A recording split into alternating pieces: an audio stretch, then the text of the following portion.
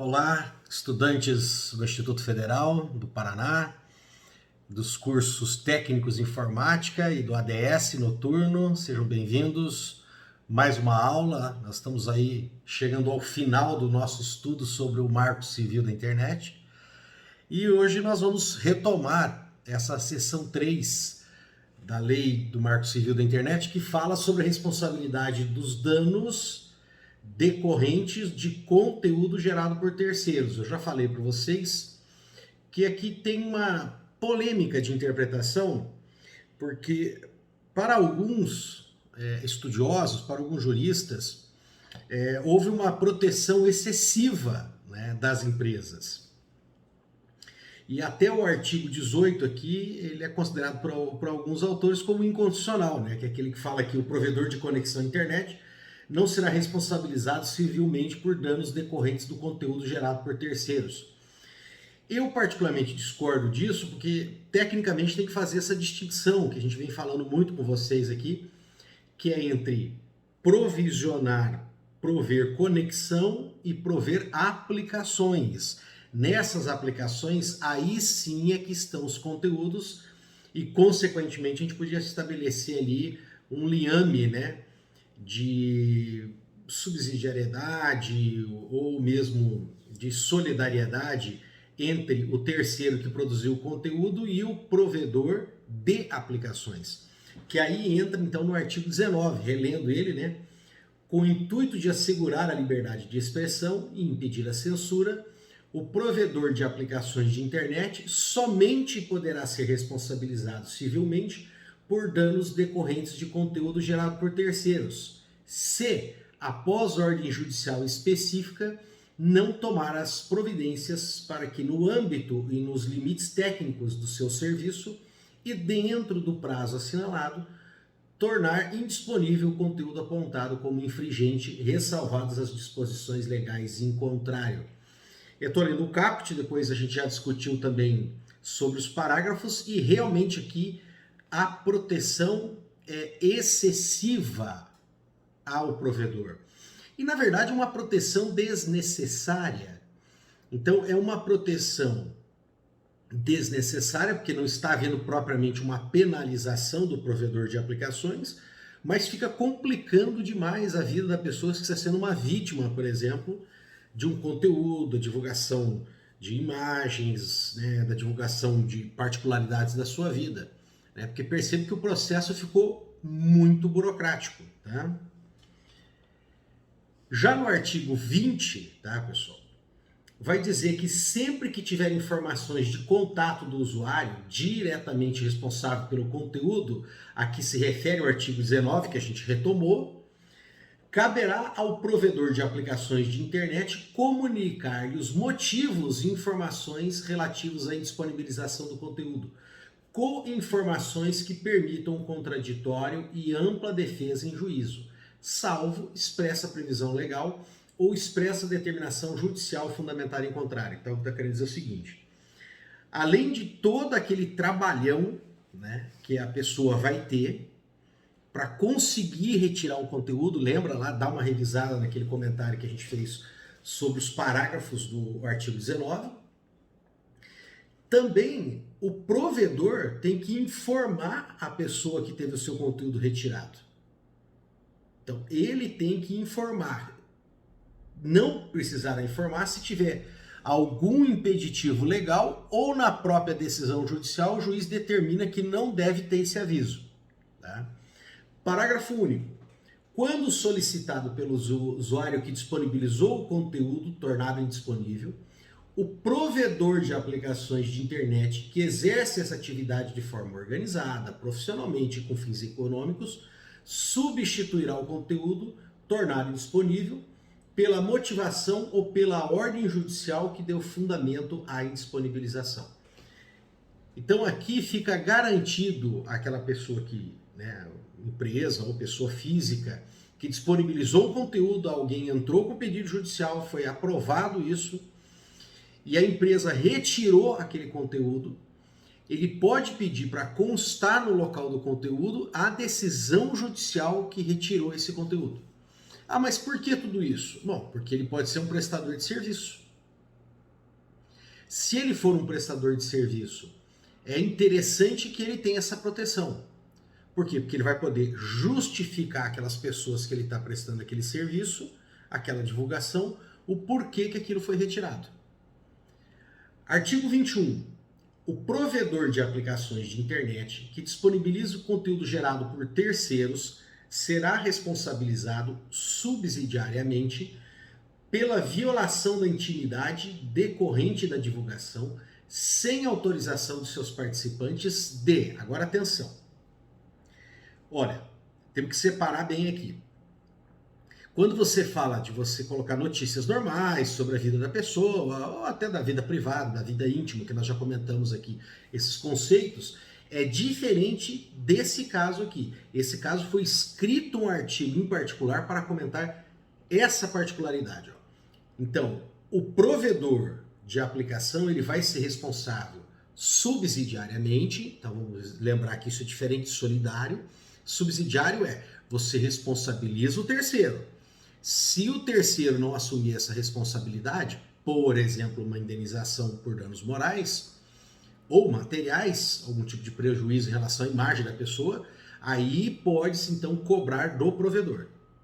Mas em que caso? Que caso específico é esse aqui do artigo 21? É de imagens, de vídeos ou de outros materiais contendo cenas de nudez ou de atos sexuais de caráter privado, quando, após o recebimento de notificação pelo participante ou seu representante legal, deixar de promover de forma diligente, no âmbito e nos limites técnicos do seu serviço, a indisponibilização desse conteúdo.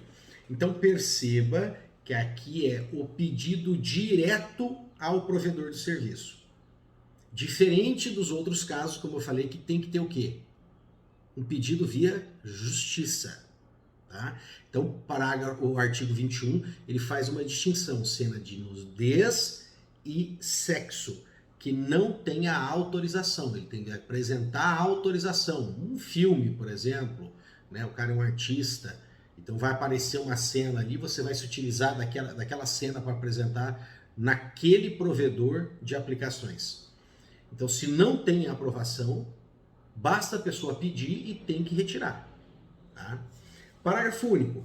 A notificação prevista no caput deverá conter, sob pena de nulidade, elementos que permitam a identificação específica do material apontado como violador da intimidade do participante e a verificação da legitimidade para a apresentação do pedido. Então, mais uma vez aqui, cria-se umas exigências complicadas, né? Porque isso você vai pedir via administrativo, né? Você vai pedir para a empresa fazer isso. Aí você tem que comprovar que você tem legitimidade para pedir aquilo, ainda tem que indicar com detalhes, porque senão a empresa pode dizer, não, você não está fornecendo os detalhes completos para eu identificar essa cena que você está falando. E ainda você tem que comprovar que você tem legitimidade para pedir aquilo. Que, por exemplo, você tem que ficar comprovando que você é a pessoa da cena de nudez ou de ato sexual não autorizado. Vamos lá. Aí lembra que a gente ficou fazendo referência à seção 4, que é como que você vai fazer essa requisição judicial dos registros? Lembra-se que você pode fazer essa requisição. Quem mais estaria interessados nesses registros de conexão, guardados um ano, registro de aplicações, 6 meses, lembra desse cuidado que você tem que ter para não confundir. Quem que pode estar interessado nisso? Também pode ser a polícia, pode ser o Ministério Público, tá? Pode ser até mesmo uma pessoa particular. E ele pode pedir para que seja guardado isso, até por mais tempo. Só que depois ele tem que entrar com o pedido na justiça para ter acesso a esses registros. Tá? Então vamos lá. Artigo 22. A parte interessada poderá, com o propósito de formar um conjunto probatório em processo judicial civil ou penal, em caráter incidental ou autônomo, requerer ao juiz que ordene ao responsável pela guarda o fornecimento de registros de conexão ou de registros de acesso a aplicações de internet. Parágrafo único. Sem prejuízo dos demais requisitos legais, o requerimento deverá conter sobre pena de inadmissibilidade. Então, olha só, isso aqui também é questionado, né? Essa exigência desses detalhes que se faz aqui. Tá? Mas é assim que os juízes estão interpretando, porque é assim que está na literalidade da lei. Ou seja, você tem que preencher esses 3 requisitos para que seja tornado admissível o seu pedido de ter acesso, para o juiz dar essa autorização de ter acesso a esses registros. Primeiro, fundados indícios da ocorrência de um ilícito.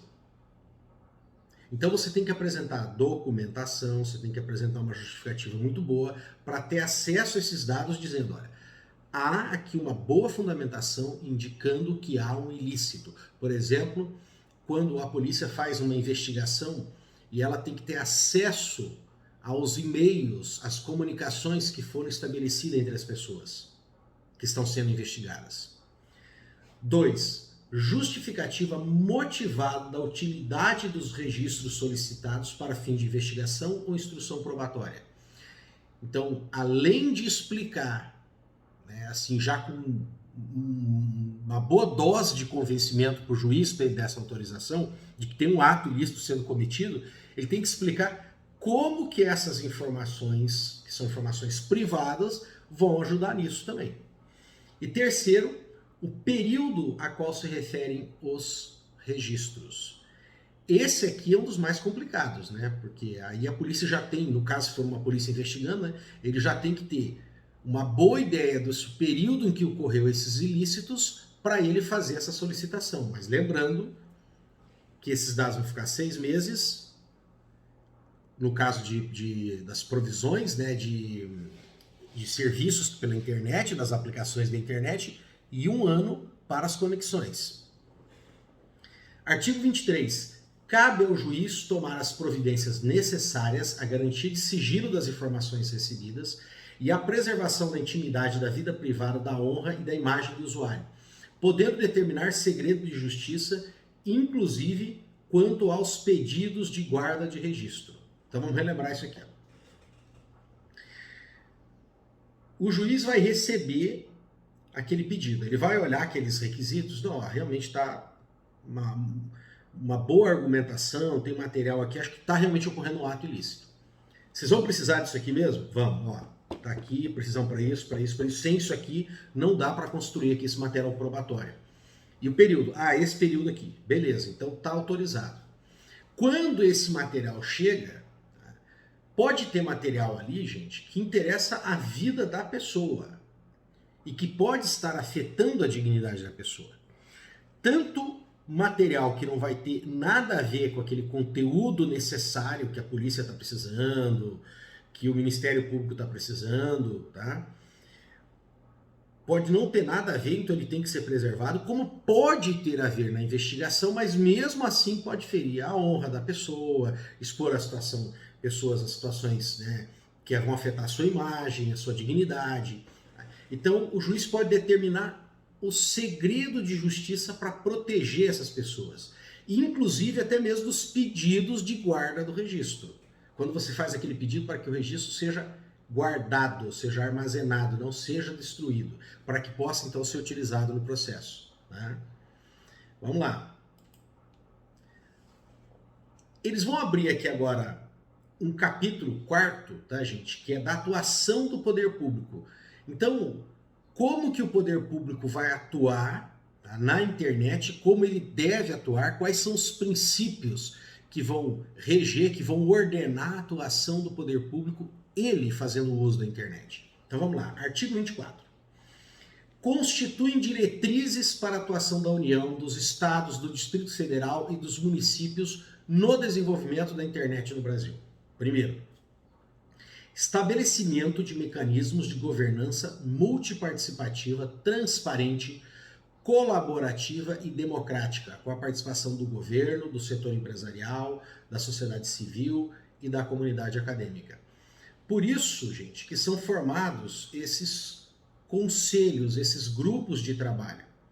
E aqui ele já determina, é lógico que depois isso é mais detalhado em decreto, mas ele já determina, olha, para que tenha uma participação, tem que ter membros do governo, do setor empresarial que presta esse serviço da sociedade civil e da comunidade acadêmica. Então tem que ter elementos representativos desses quatro setores, e é através dessas discussões que eles vão emitir o quê? Pareceres, né? E fazer sugestões, inclusive, para os decretos, caso precise de alguma resolução. Dependendo de como é formado, né, esses conselhos, eles têm esse poder também de estabelecer essas resoluções de como deve funcionar. Né? 2. Promoção da racionalização da gestão, expansão e uso da internet, com a participação do Comitê Gestor da Internet no Brasil. Esse comitê, justamente formado por aqueles elementos que eu falei para vocês. Tem que ter membros do governo, tem que ter empresários, tem que ter a sociedade civil, tá? E tem que ter a comunidade acadêmica. 3. A promoção da racionalização e da interoperabilidade tecnológica dos serviços de governo eletrônico entre os diferentes poderes e âmbitos da federação para permitir o intercâmbio de informações e a celeridade de procedimentos. Vamos dar um exemplo simples aqui, né? O governo, por exemplo, no Instituto Federal, ele tem aquele sistema lá de gestão de pessoas, de gestão de compras, e você tem Tribunal de Contas. Então você imagina você ter um sistema que operacionalizasse dentro da universidade ou dentro de cada universidade e o Tribunal de Contas não tivesse como conversar com isso, né? Hoje, na verdade, é muito mais simples porque o governo federal tem plataformas únicas para isso, que são, né, os seus sistemas de funcionamento e que são utilizados, né, em todas as instituições, principalmente essas questões de prestação de contas, de controle de pessoal, né? Mas você imagina que se tenha sistemas diferentes, eles não conversam entre si. Então, esse marco civil já vem determinar isso, né? O que é essa interoperabilidade? Que os serviços prestados, os sistemas utilizados lá no sistema previdenciário, no sistema de saúde, ele consiga ser acessado para que os órgãos de controle também, como o Ministério Público, né, procuradorias, elas têm fácil acesso a isso. A justiça, por exemplo, né, quando ela faz busca de bens ou de valores pelo Bacenjude, né, quando ele põe a restrição num veículo para ele circular, para ele ser vendido, tá? Também está se aprimorando agora esse sistema de controle dos imóveis, tá? Quando você entra com pedido de ação que vai ter ali uma penhora, né, um bloqueio de determinado bem. Então esses sistemas eles têm que conversar entre si para agilizar, tá? E ficar fácil essa prestação de serviço por parte do Estado. Promoção da interoperabilidade entre sistemas e terminais diversos, inclusive entre os diferentes âmbitos federativos e diversos setores da sociedade. Bom, o que ele está querendo dizer é o seguinte, né? Não adianta fazer, por exemplo, um aplicativo que a gente usa muito, que é o CIGEP, que ele funciona no computador, não funciona no celular, no smartphone. Então todas as plataformas, né, já tem que vir com essas versões para facilitar o uso. Vocês perceberam isso agora, por exemplo, com essas ajudas emergenciais no caso do Covid, né? Então você veja como é importante você ter esses sistemas que economizam tempo, dinheiro, inclusive para poder distribuir esse dinheiro, né? Você imagina se fosse naquele sistema antes, teria que ter um banco, ir até o caixa.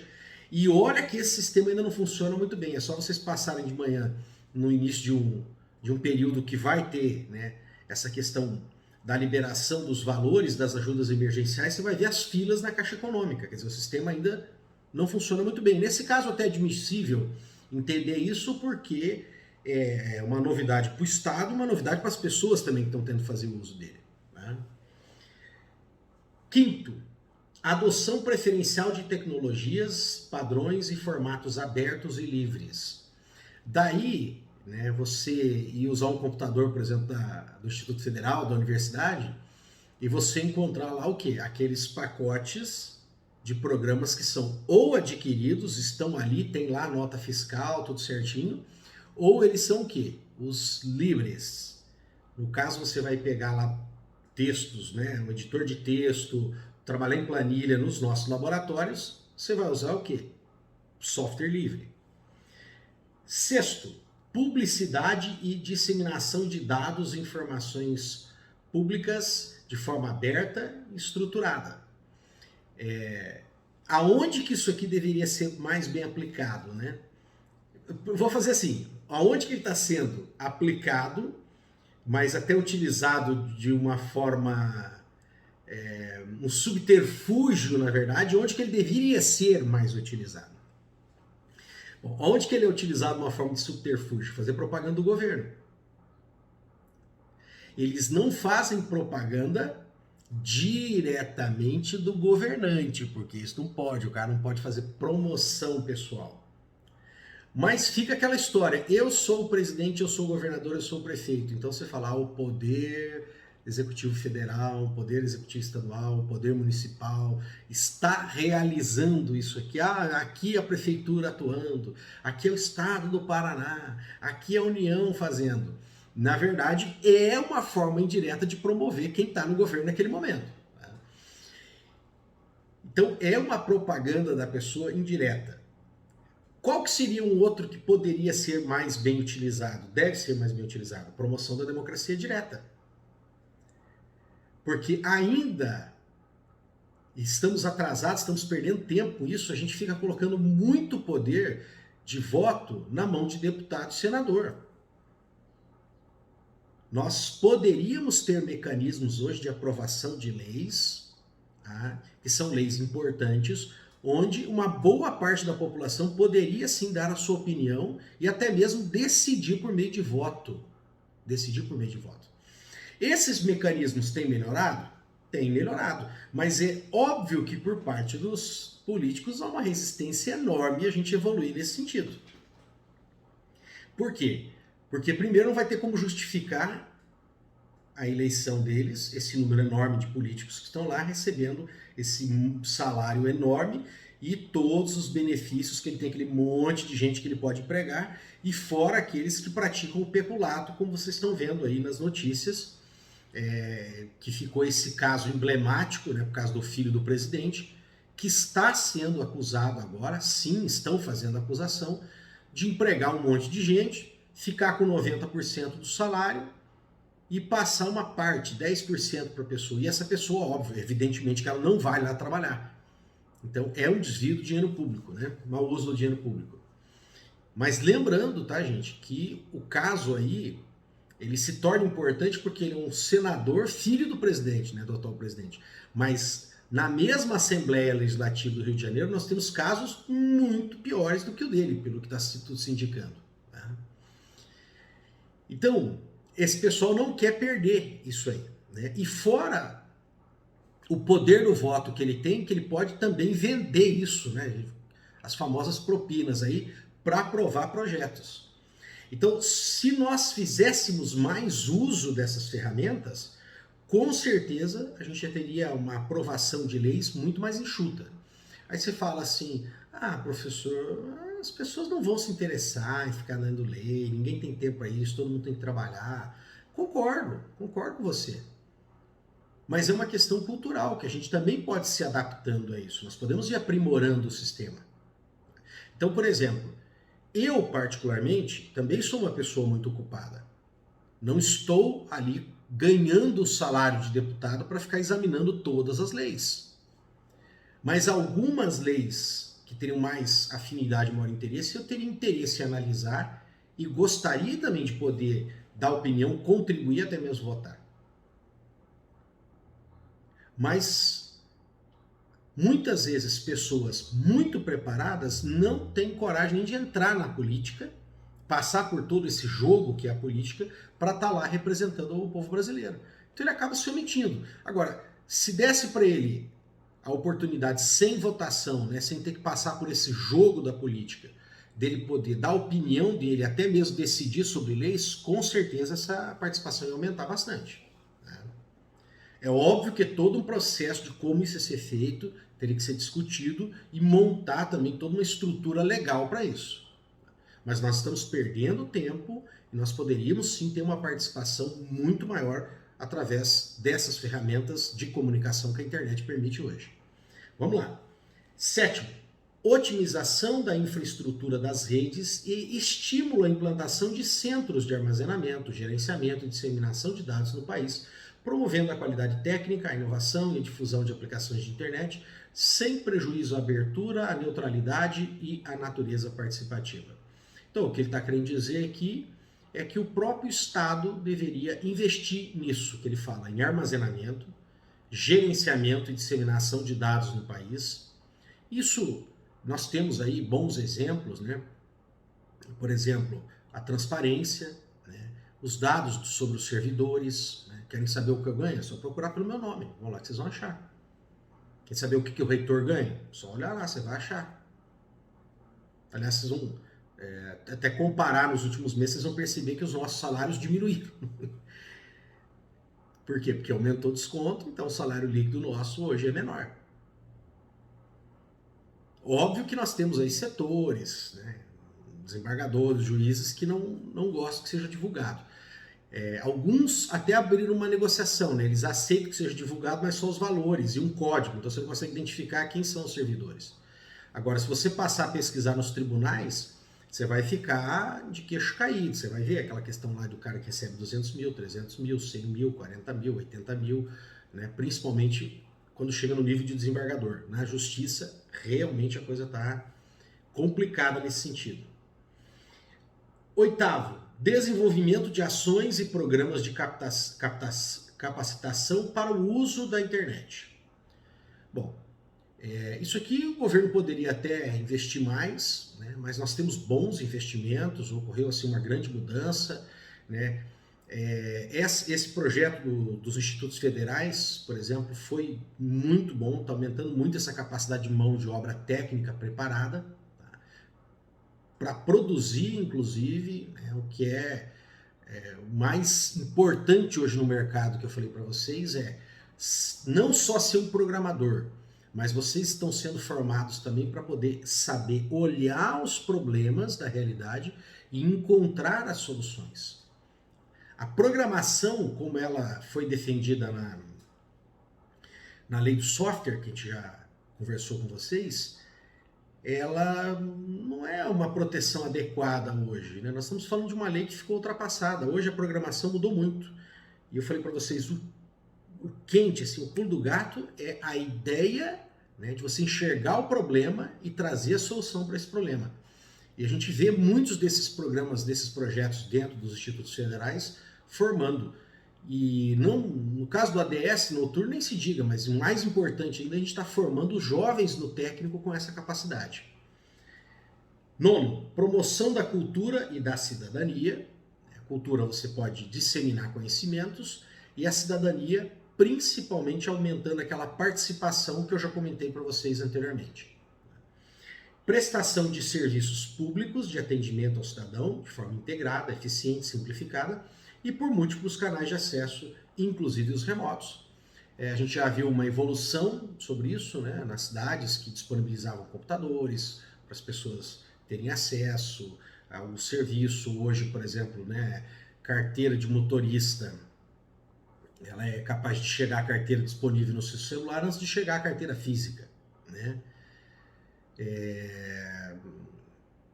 Você fazer uma segunda via da sua RG também muito rápido, né? Está ficando muito simples, simplificou muito, ganha tempo da vida das pessoas. As pessoas podem, então, principalmente em grandes centros, né, que ela teria que se deslocar até um local para isso, então ela economiza, ela ganha tempo, ela descansa, ela produz mais, né?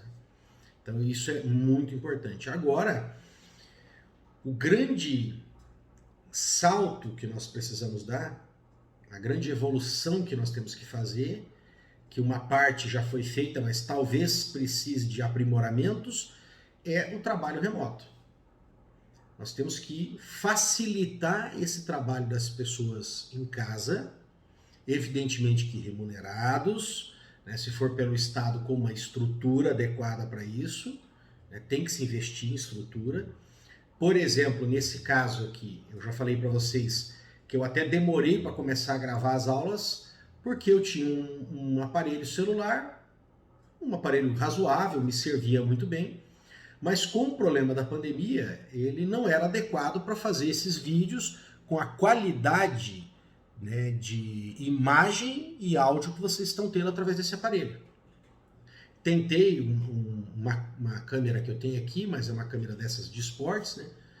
E também não funcionou muito bem, o áudio não ficava legal, né? Aí depois dava um trabalho danado para edição. Só que esse novo equipamento que eu comprei aqui para gravar, eu que comprei, né? Tive que esperar, inclusive, juntar ali um valor para conseguir comprar. Então o Estado precisa fazer isso, ele precisa também municiar as pessoas com essa estrutura para as pessoas trabalharem e produzirem mais, inclusive nas suas casas. Talvez a gente enfrente um problema, né, porque o Estado, infelizmente, os seus agentes públicos vão fazer aquelas negociações com grandes empresas, como, por exemplo, nós tivemos aqui no Instituto Federal uma compra de tablets que foi absolutamente inútil. Tablets de péssima qualidade, inúteis, não tem capacidade operacional nenhuma. A parte física dos equipamentos, né? No meu caso, o meu que foi cedido para mim, ele durou um mês. Aí já quebrou a entrada de fonte para carregar, levei para arrumar, fizeram um quebra-galho, durou mais um mês, nem isso, já estragou, e não tinha a capacidade de uso para aplicativo nenhum. Entende? Então nós temos que tomar esse cuidado, né? Nós temos que preparar, sim, né, os servidores para que eles tenham a sua atividade remota, mas isso tem que ser instrumentalizado, tem que ser dar-lhe condições para que ele possa trabalhar. Alguns casos, como o nosso, por exemplo, das gravações das aulas, não tem como, gente. Se você não tiver uma qualidade mínima, você já tem que providenciar o espaço, você já tem que providenciar a convivência na estrutura familiar, né, o bichinho de estimação, o filho pequeno, né? Então tudo isso você já tem que se preparar, e para que tenha um produto de uma qualidade mínima possível para o estudante, no nosso caso que são aulas, então você precisa ter um equipamento razoável. E no caso de alguns servidores, às vezes é uma questão de capacidade operacional da máquina, também de processamento, né? Pessoas que trabalham na justiça, por exemplo, tem que prestar serviço, pessoas que estão tendo que acessar, tem lá aquelas intranets e tal, tem que providenciar isso de uma forma segura, né? Também nós temos que fazer uma regulamentação disso muito bem feita, então vai dar trabalho. É óbvio que isso não é para agora, nessa correria. Porém, é importante que isso seja feito. É uma nova realidade.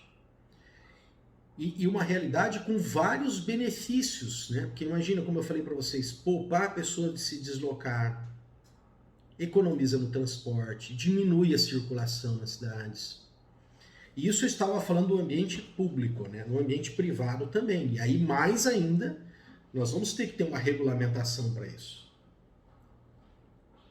De como vai funcionar até essa questão, né, que as empresas vão ter que desenvolver mecanismos de produtividade. E, inclusive, nós vamos ter que investir em amadurecimento dessa questão de responsabilidade do profissional. Porque a própria pessoa às vezes não se preocupa em ter essa disciplina de produzir, né? Ele fala, não, eu vou estar lá, o chefe vai mandar, eu vou fazer, né? Eu vou lá às 8 horas, eu faço. Eu vou lá às 6 horas, eu faço. E se ele estiver produzindo em casa, ele vai ter que ter essa autogestão do seu tempo e da sua produtividade. Alguns especialistas, né, já dizem que isso pode ser assim, realmente fatos que ocorreriam na sociedade, mas estão sendo acelerados, né, pela pandemia, e que muitas empresas vão requerer esse trabalho doméstico agora. E que há, inclusive, uma possibilidade maior com o tempo de que a estrutura urbana do mundo vai passar por uma mudança agora. Porque esses profissionais altamente qualificados do setor, de vocês especialmente, não precisam mais. Não precisam. No caso, por exemplo, da justiça também, a gente está percebendo isso. Há alguns anos já tinha visitado um tribunal do trabalho, onde os desembargadores tinham reuniões lá semanais, cada 15 dias. Por quê? Porque o trabalho estava sendo remoto já. Ele já estava, lógico que com investimento de equipamentos, eles já estavam fazendo esse trabalho em casa. Fazendo votações online, tudo isso. Então o judiciário também, né, os advogados mais jovens, por exemplo, não vão ter nem que ficar conhecendo muito essa dinâmica do funcionamento do fórum, né? Que ele vai aprender a fazer muito no escritório, né? Até nos escritórios maiores, inclusive, os advogados vão nem precisar ir no fórum mais, né? Principalmente quem trabalha com a produção ali, né? Montar os relatórios, os memorandos, escrever as peças, trabalha com a pesquisa, né? Esse pessoal nem vai ter que ir mais, né? As audiências online estão funcionando bem. Então são profissionais que vão precisar de ferramentas que agilizem mais, que facilitem o seu trabalho.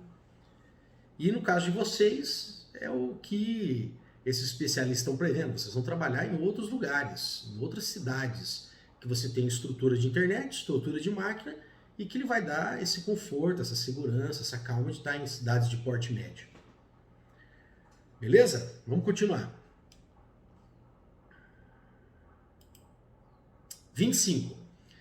As aplicações de internet de entes do poder público devem buscar, então aqui reforçando, né, quando ele adquirir uma aplicação, ele produzir uma aplicação, essa aplicação deve priorizar compatibilidade dos serviços do governo eletrônico com diversos terminais, sistemas operacionais e aplicativos para o seu acesso. Como eu falei para vocês, você tem lá o CIGEP, né, que eu posso acessar tanto do meu celular, como eu posso acessar pelo computador. Um funcionário, um servidor hoje vai fazer um consignado, que é um empréstimo, né, no banco. Hoje ele faz tudo pelo celular, talvez uma ligação lá para o gerente para consultar alguma coisa, mas senão também ele pode escrever para o gerente, né? Nessa crise agora, inclusive, foi estabelecido um sistema, por exemplo, na Caixa Econômica, que eu sou um cliente da Caixa Econômica, onde nós ficamos com acesso ao WhatsApp do gerente. Né? Porque você tem mais de um gerente que atende. Então isso agilizou muito, aquele negócio de banco, fila, diminuiu muito. 2. Acessibilidade a todos os interessados, independentemente de suas capacidades físico-motoras, perceptivas, sensoriais, intelectuais, mentais, culturais e sociais, resguardados os aspectos de sigilo e restrições administrativas e legais. Então, quando o Estado está providenciando um serviço, ele não pode propiciar um serviço discriminatório. É óbvio que você atender tudo isso, né? Olha, você tem que adivinhar assim todas as discapacidades físico-motoras, perceptivas, sensoriais, intelectuais, mentais, culturais, sociais, é realmente muito difícil você atender tudo isso. Você conseguir elaborar uma aplicação da internet que consiga atender todos esses é difícil. Porque são diferentes problemas e tem pessoas que podem unir problemas físicos, motores, sensoriais, né, mentais, por exemplo. Você pode ter uma pessoa com uma deficiência mental e uma deficiência motora, ou uma deficiência mental e uma deficiência auditiva. Então, pode ser que ele não consiga atender tudo, mas se torna como pelo menos objetivo atender o maior número possível de pessoas que os sistemas estejam preparados para isso. Tá?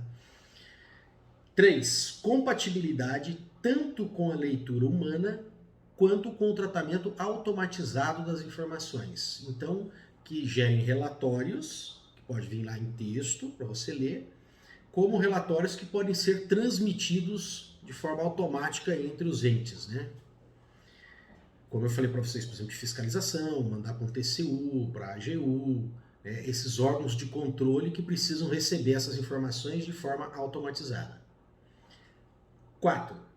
Facilidade do uso dos serviços de governo eletrônico. Então, que priorize que sejam serviços acessíveis.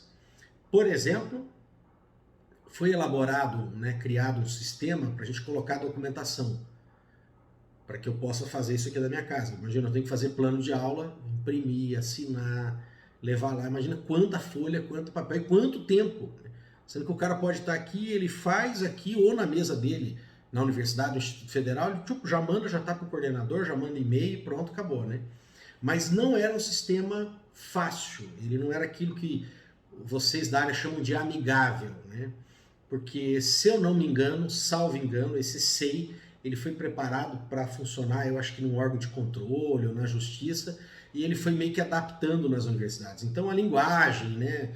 Você poderia fazer uma linguagem mais específica para os institutos ou para universidades, assim, plano de ensino. Então, você tem que meio que ficar encaixando, né? No lugar de plano de ensino, é plano de trabalho. Para quem está vendo aquilo pela primeira vez, ele sai procurando o quê? Ah, eu vou registrar um plano de ensino, deixa eu procurar aqui plano de ensino. Não tem. Mas é óbvio que também ele pode sofrer adaptações e as reclamações também pode ser feito, né, trabalho em cima disso para ele sendo aprimorado.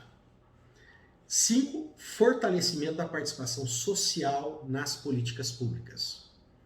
Então, isso aqui remete àquilo que eu falei para vocês também da questão da participação na aprovação de leis e consulta para a política pública, né? Por exemplo, uma prefeitura, ela poderia, recebe uma verba, ela pode consultar as pessoas sobre o uso daquela verba. Ou dar opções, ó, recebemos uma verba, nós podemos gastar nisso, nisso, nisso. O que a sociedade acha que é prioridade nesse momento? Então, isso aumenta o compromisso, isso facilita, inclusive, despertar as pessoas, principalmente os mais jovens, que vão usar mais essa ferramenta, para que eles passem a se preocupar mais com a gestão do município, com a gestão do estado. Mas o mais importante nesse momento, inclusive, é começar com o município, para ele desenvolver aquela sensação, né, aquela preocupação de comunidade mesmo. Que aí ele está andando na rua ali, ele vê, ó, esse asfalto aqui eu votei para que o dinheiro viesse para cá. 26. O cumprimento do dever constitucional do Estado na prestação da educação em todos os níveis de ensino. Inclui a capacitação integrada a outras práticas educacionais para o uso seguro, consciente e responsável da internet como ferramenta para o exercício da cidadania, a promoção da cultura e o desenvolvimento tecnológico. Na verdade, também um pouco repetitivo, porque ele já vem falando disso, né, desde o início do marco. Mas importante aqui, né, despertar que o Estado e tornar isso obrigatório para o Estado, que ele possa incluir, né, essa capacitação, essa educação. Poderia ter sido feito mais, né? Pode ser feito mais. 27. As iniciativas públicas de fomento à cultura digital e de promoção da internet como ferramenta social devem promover a inclusão digital, buscar reduzir as desigualdades, sobretudo entre as diferentes regiões do país, no acesso às tecnologias da informação e comunicação e no seu uso, e fomentar a produção e a circulação de conteúdo nacional. Bom, aqui um comentário, tá, pessoal? Milton Santos, um geógrafo, ele foi questionado sobre essa abertura dos conteúdos da internet. Se a internet, quando surgiu as ferramentas de busca, né, a possibilidade de você acessar livros, vídeos, e foi perguntado para ele se isso aí seria a grande revolução do conhecimento, né? E ele falou que não, isso não ia acontecer. A justificativa dele foi que a gente tem uma sociedade que ela está num nível tão baixo de cultura que aquilo que fica à disposição dela, ela não tem bagagem para entender aquilo, né? Eu concordo com ele e eu acrescento também que essa ideia de que o ser humano é curioso, o ser humano, a espécie humana é curiosa, ela quer descobrir as coisas, isso não é totalmente verdade. Porque isso não é massivo, isso não é de todas as pessoas. Aliás, ao contrário, é de uma minoria das pessoas. Inclusive daqueles que estão na universidade. Olha só, eu nem falei daqueles que estão em escola, eu falei daqueles que estão em universidade. Uma boa parte das pessoas está na universidade por puro utilitarismo. Puro utilitarismo. E que ele quer, na verdade, o diploma, porque ele acha que o diploma vai ter uma utilidade, para ele arrumar um emprego e tal. E se ele pudesse ter algum mecanismo para ele receber o diploma sem ter que passar pelo trabalho de estudar, ele daria um jeitinho.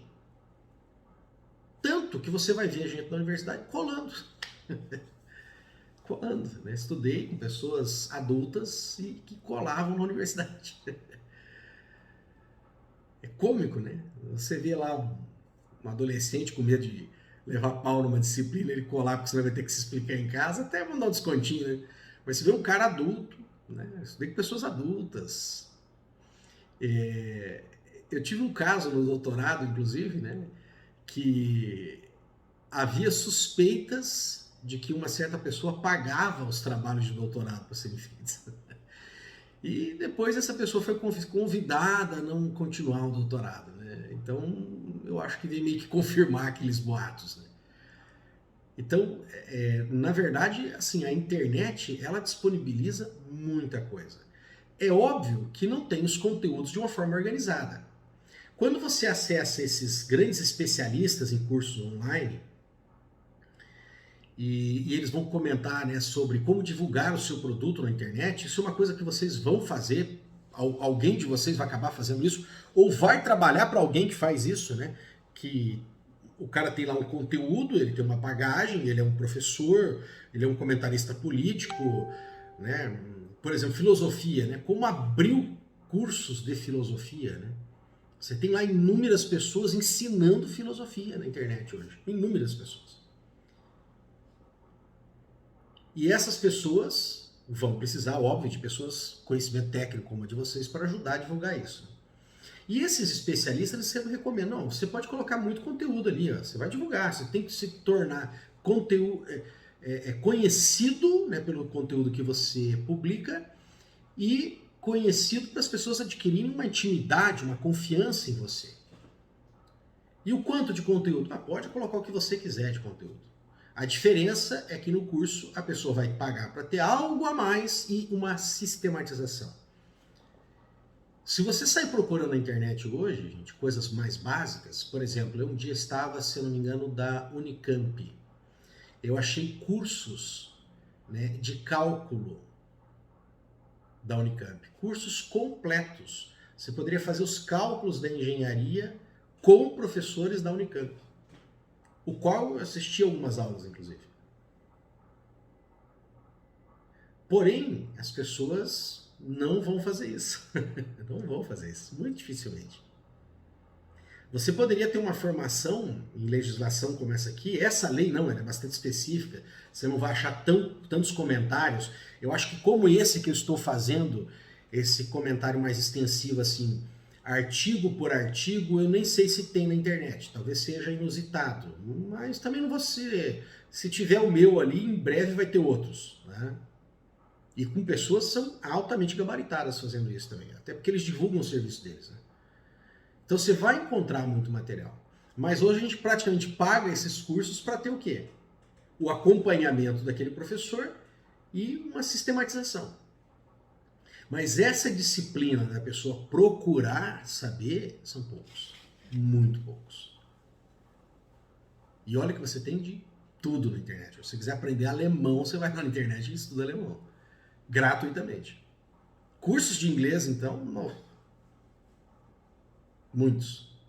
Então essa questão também de reduzir essas desigualdades, como fala aqui no artigo 27, não é só colocando conteúdo na internet que o Estado vai conseguir. Entende? Se o Estado quer realmente conseguir isso, esse conteúdo vai ajudar, evidentemente, mas tem que se fazer também ações locais com as pessoas para estimular, criar essa cultura por essa busca de conteúdo e informações. Ainda vai ter que ser feito muito isso. Ou seja, vai depender muito de escola e de professor atuando ali. Artigo 28. O Estado deve, periodicamente, formular e fomentar estudos, bem como fixar metas, estratégias, planos e cronogramas referentes ao uso e desenvolvimento da internet no país. Agora nós estamos tendo aí, né, até um assunto que a gente poderia até marcar como um trabalho para vocês, e vou pensar nesse caso, se for eu apresento depois para vocês no Google Class, sobre a internet, né? Essas mudanças agora, né? 4G, 5G, o que isso vai representar e o que o Estado, né, pretende se utilizar desses dados e o que pode ser feito isso para melhorar o nosso desenvolvimento econômico e social. Seria um bom tema esse. Nós também precisamos nos preparar para esse futuro. Né? E chegando aqui nas disposições finais, vai ter uma recomendação muito interessante, tá, respeitando essa autonomia dos pais. Tá? No artigo 29 vai dizer: o usuário terá a opção de livre escolha na utilização de programas de computador em seu terminal para exercício do controle parental de conteúdo, entendido por ele como impróprio a seus filhos menores, desde que respeitados os princípios dessa lei e da Lei 8.069, de 3 de julho, que é o ECA, o Estatuto da Criança e do Adolescente. Parágrafo único. Cabe ao poder público, em conjunto com os provedores de conexão e de aplicações de internet e sociedade civil, promover a educação e fornecer informações sobre o uso de programas de computador previstos no caput, bem como para a definição de boas práticas para a inclusão digital de crianças e adolescentes. Não conheço profundamente, porque não faço isso, não é o meu estilo de lazer. Eu prefiro cuidar das minhas plantinhas e ler, realmente esses são os meus hobbies. Mas eu sei de gente que gosta muito de jogo, né? Os jogos hoje estão disponíveis. E as crianças estão acessando. Então talvez o que precisa ser aprimorado, mas repito, não sou especialista. Se eu quisesse dar uma opinião, eu teria que parar e ver mais sobre esses jogos. Tivesse mais instruções sobre os jogos, né? Alguns, inclusive, viessem já com algumas permissões que devem ser dadas por adultos para que crianças, por exemplo, 12 anos, 10 anos, tenham acesso. Né? Talvez sejam modificações que podem aumentar esse cuidado dos pais, né? Porque alguns jogos realmente trazem cenas de violência muito realísticas, né? Isso não é legal para a mente de uma criança, né? Mas são coisas para vocês pensarem, porque alguns de vocês, eu acredito que vão pensar em jogos, né? E acreditem, quanto mais vocês oferecerem para a família, para o pai se sentir seguro, para a mãe se sentir segura, de que o próprio jogo apresenta para o pai esse controle que ele pode ter nas imagens ou no tipo de cena que a criança de 8, de 10, de 12 vai encontrar, mais esse jogo vai ser aprovado. Porque a família, na verdade, ela não gosta disso. Tem essa fuga do controle, porque a criança acaba usando, tem um irmão que usa, acaba usando também, mas a família quer ter sim esse controle, ela quer estar observando isso. E artigo 30, a defesa dos interesses e dos direitos estabelecidos nesta lei poderá ser exercida em juízo individual ou coletivamente na forma da lei. O que significa isso? Que essas ações, elas podem ser promovidas pela pessoa ou podem ser promovidas de forma coletiva, por uma associação, por um grupo de pessoas, né, por um sindicato. Né? E artigo 31 e 32 são aqueles dispositivos finais ali que explicam sobre a vigência da lei e nós não vamos tratar sobre isso. Então, encerramos com essa aula, tá, gente? O Marco Civil. E nossa próxima aula que nós vamos gravar, nós já vamos começar a tratar da Lei Geral de Proteção de Dados. Eu falei para vocês que nesse caso eu vou ter que adotar uma tática um pouco diferente, né?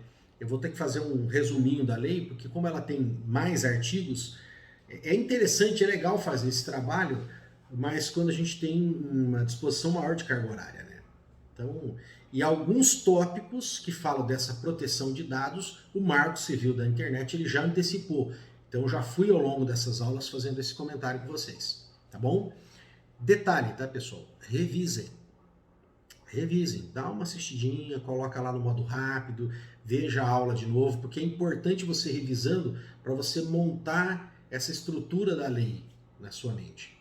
Evidente, vocês não vão ser advogados, mas é bom você lembrar do problema. Eu falei, opa, peraí, como é que é isso aqui? Na hora de você trabalhar, deixa eu ver, estou fazendo um contrato, eu tenho que dar uma explicação para o cliente, eu sei aonde está, deixa eu ler como é que funciona isso aqui. E talvez você tenha que estar junto ali, argumentando também com o advogado, criando argumentação, caso seja necessário uma atuação na justiça. Ou, às vezes, você vai atuar também como perito no futuro, tá bom? Um grande abraço, repetindo para vocês o pedido que eu sempre faço, deixa o like, compartilhe o vídeo, peço esse favor para você compartilhar o vídeo, porque eu estou querendo fazer o canal crescer e também que as pessoas, fazendo o meu papel aqui de cidadão, né, de servidor público, tenham acesso a um conteúdo, tá bom? Muito obrigado, um abraço.